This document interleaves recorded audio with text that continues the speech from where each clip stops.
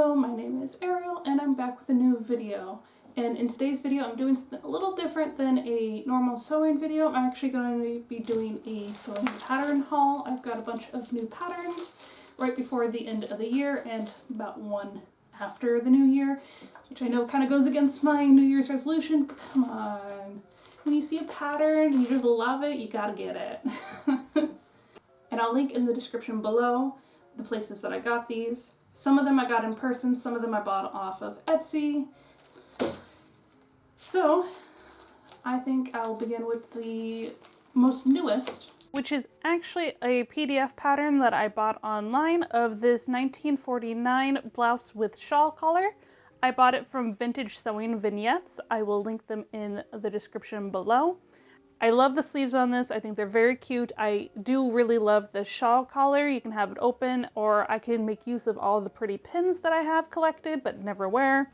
I also like this nipped in waist that flares out at the hips. It reminds me like of an early peplum look. I love this pattern and I just can't wait to find the perfect fabric to go with it. I got this McCalls 8177. This one is new from last year, printed in 2022. And the reason I got this one, for one, this dress here, sample pattern kind of reminds me of my 80s dress that I made, but really it's the View B that I was interested in. I have a work in progress piece that looks very similar to this that I was trying to make without a pattern and kind of gave up on it when it didn't fit right. I'm going to try to salvage that project and recut all the pieces to look like this dress. And then I got this mail order dress that does not come with its envelope, but it's a size 14. I will link where I got it. I'll link the shop that I got it at down below. It looks like it's from the 50s. Said it had all the pattern pieces, but the best thing about this is it's a wrap dress. So the skirt is just a normal skirt, but the top is a wrap top. And I really like wrap clothing because my weight fluctuates so much. Sometimes my size is very dramatic from one year to the other, and wrap clothing allows me to continuously wear the same clothes without having to make too many adjustments along the way. So I would like to make more wrap clothing to put in my wardrobe for when I do those big weight changes. My next couple of patterns comes from a local antique mall, and what I found really fascinating about these patterns specifically is that they come in plus sizes larger than 20, and one of them is a plus size. Let me show you. So I got two Simplicities and a McCalls. The Simplicity blouses, 1554 and 1868. Both of them come in sizes above 20.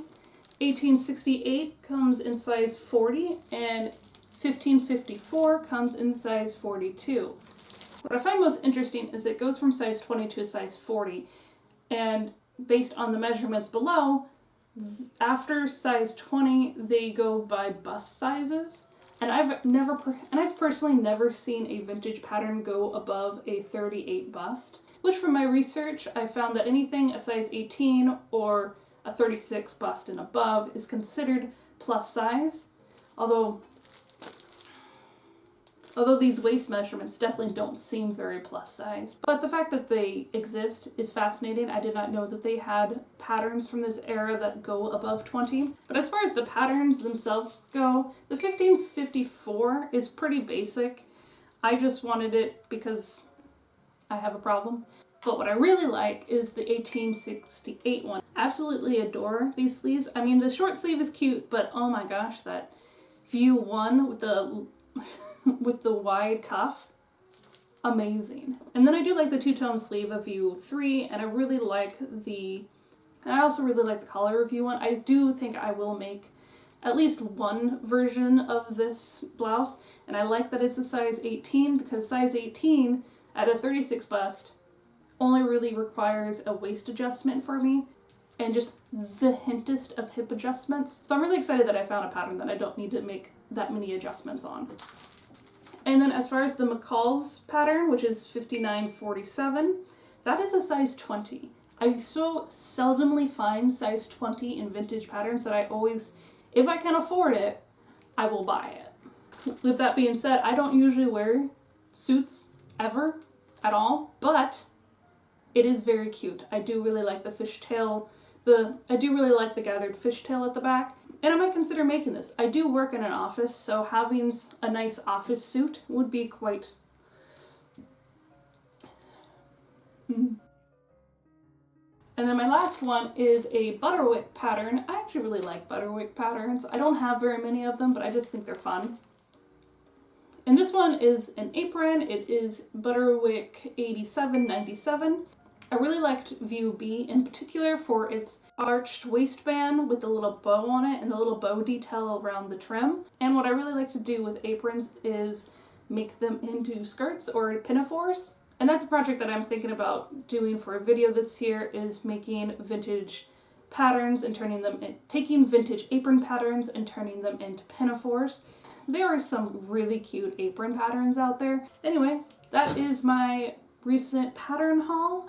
Thank you for sticking around and watching this. This is just a little bonus video. It's not going to take away from any of my scheduled videos. I just thought I would share with you the vintage patterns that I found and where to find them. Although most of these are just luck based. When it comes to buying patterns, where I find them everywhere. Like, I'm always on the hunt for patterns. Whenever I do go to an estate sale, I find, do they have a craft room? I want to see what kind of crafts they have. I find them at thrift stores. Almost all thrift stores have a little craft section with hidden gem or two there. It's also where I get a lot of my sewing supplies, because they will have buckets of zippers or ribbons or bias tapes for 25 cents a piece. I also find them online. A lot of times I do find them on Etsy. I also subscribe to several different pattern retailers on Instagram, Facebook Marketplace every now and again. Really, I have a problem. I love buying sewing patterns. I'll buy sewing patterns by the bulk, even if there isn't anything in there. I do actually have a ton of patterns that I don't ever plan to use. And I used to sell patterns. I don't actually have a storefront anymore. I do have an Etsy account myself, but I haven't activated it in a long time because it's just a lot of work to put stuff online for sale. I do have too many. I have a ton of patterns. Anyway, so those are the patterns that I bought recently, and I do hope to make at least some of them this year. And, you know, thank you for going on this little journey with me as I did my little pattern haul.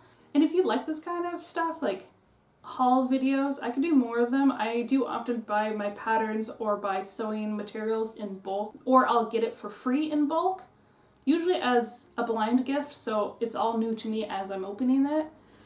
If that's something that interests you, I can definitely do more of that whenever it arises, because people will give me like trash bags filled of fabrics, or they'll give me boxes of like notions and patterns. And so if that's something you're interested in, I will definitely make more videos of me unboxing crafts, because I personally find that kind of fun.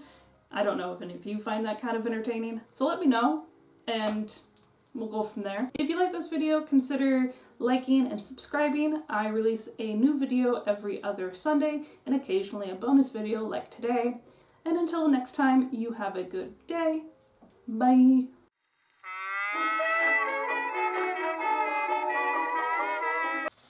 And I will link in the description below, and I'm going to link